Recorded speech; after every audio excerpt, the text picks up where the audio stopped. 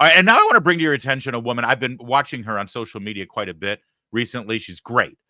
She actually has founded a school in Los Angeles, K through 12, and she pushes back on the whole anti-racism, CRT, diversity, equity, and inclusion crap. She's a woman of color, as you can see.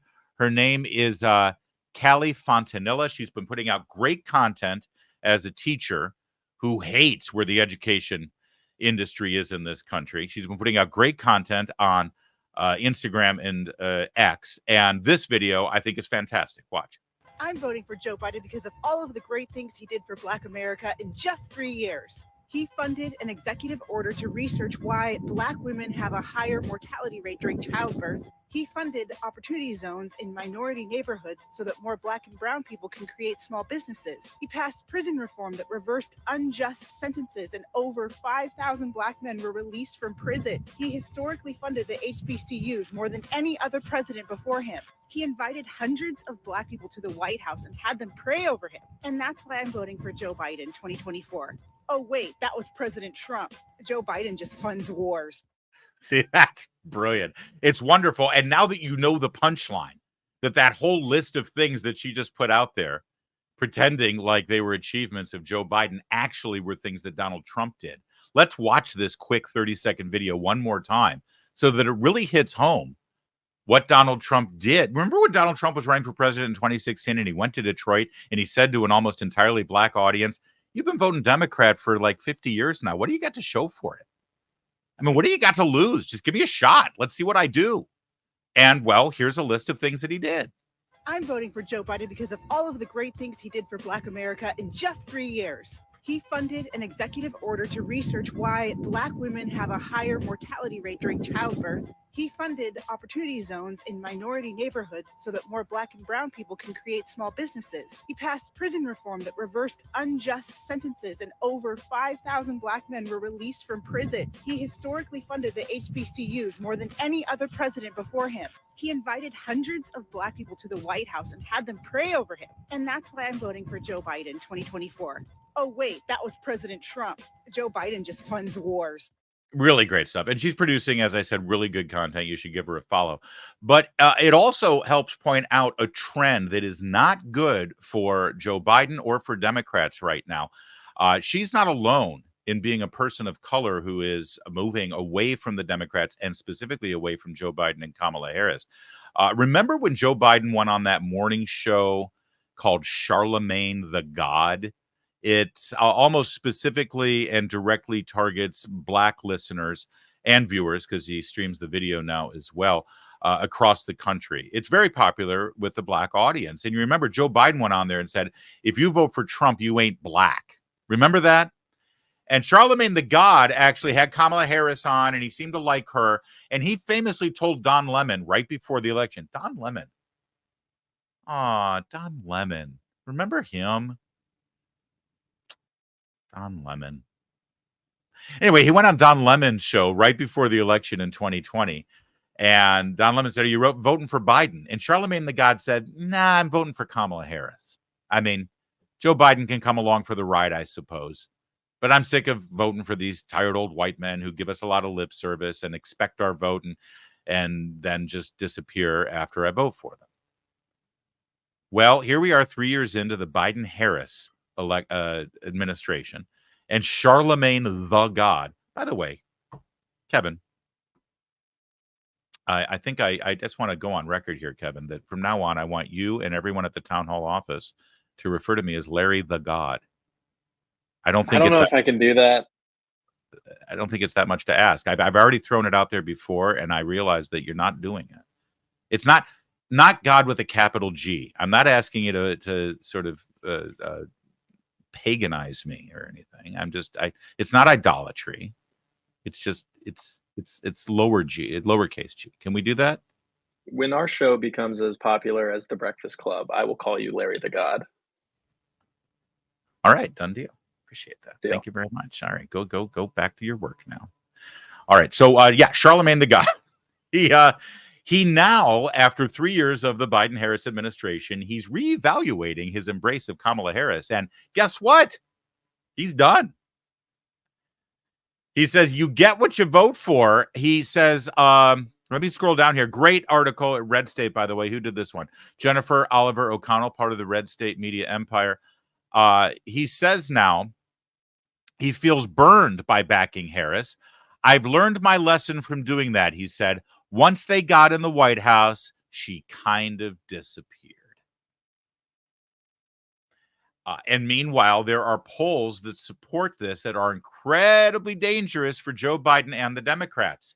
Here's the latest out of USA Today. This is taken the last week of December.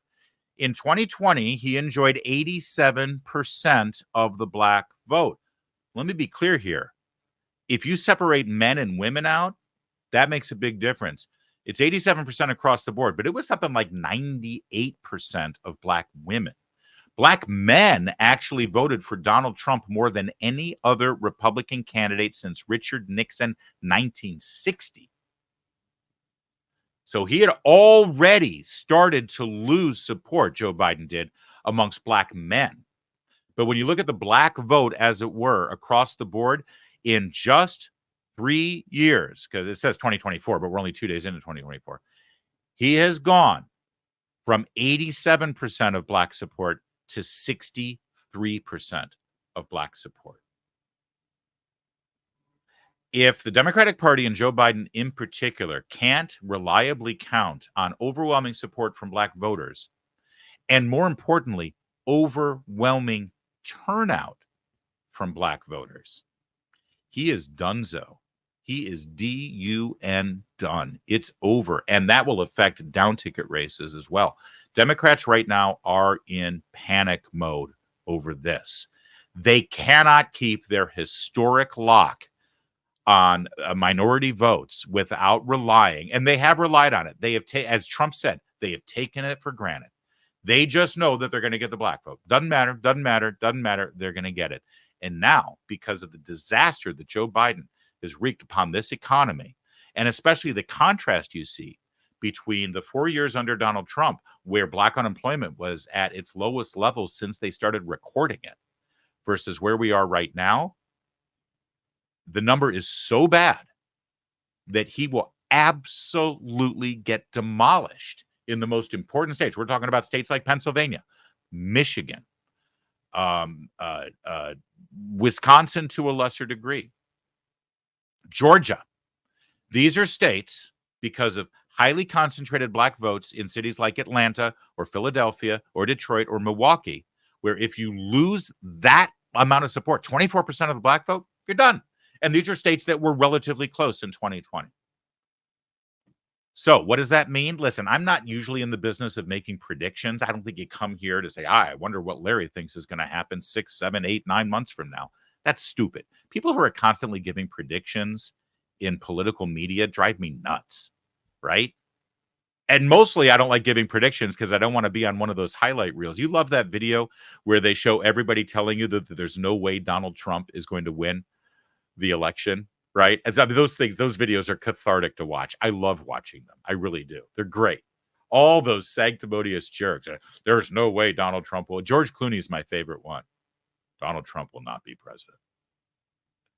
I don't want to be included in those montages. That's why I don't give predictions. But I'm going to make a bold prediction right now.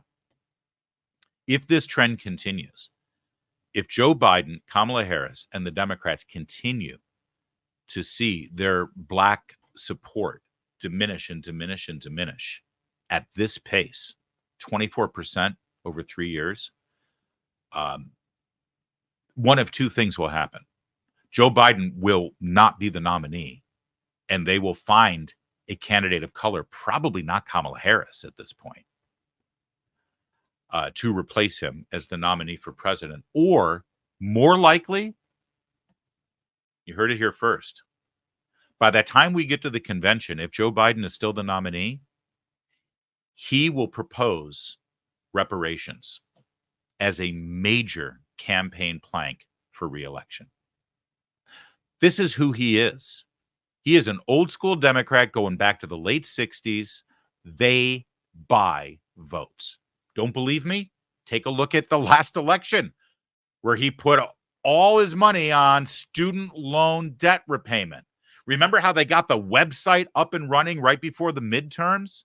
They put out ads. You vote for Biden, he's going to repay your student loan debt. That's money in your pocket. They're buying votes. This is what they do.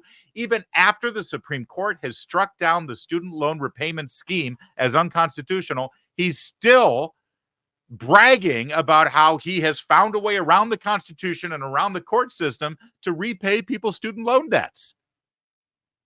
If they can't win your vote, they'll buy it. They'll bribe you for it.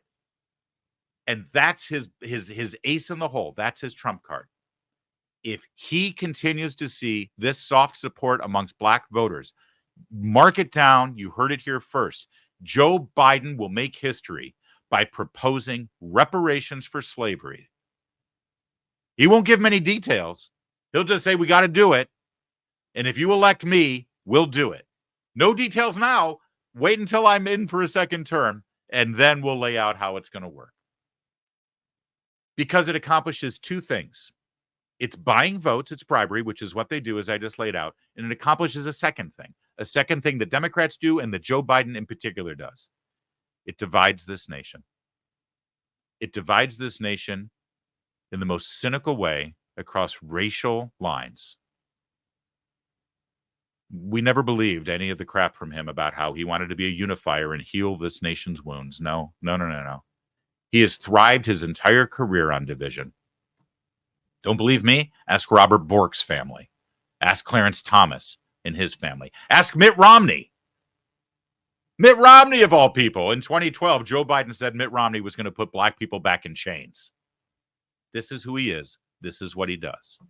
And if he sees his political ambitions about to get squelched, he will do the cynical thing that he has always done. He will buy your votes, and he will divide this country. Joe Biden, reparations. Lock it in. That's my prediction.